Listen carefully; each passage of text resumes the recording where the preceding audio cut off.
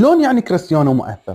شوف عزيزي، للتأثير أنواع، في من رياضي وإعلامي وتسويقي وسياحي وجماهيري وحتى مجتمعي. طبعا كلها تتلخص فيه، ولكن بتكلم عنه رياضيا، شلون لاعبين يتأثرون فيه ويقلدون حركاته واحتفالياته. ذات مرة صرح كارلو أنشيلوتي أن كريستيانو عندما يتواجد على أرض الملعب كأساسي كأن المباراة تبدأ 1-0.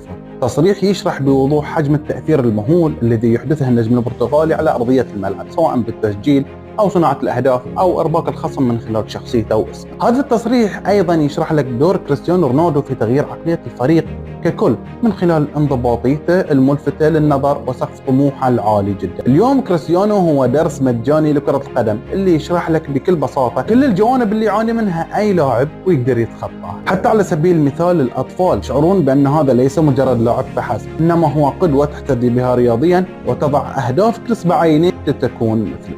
وبس.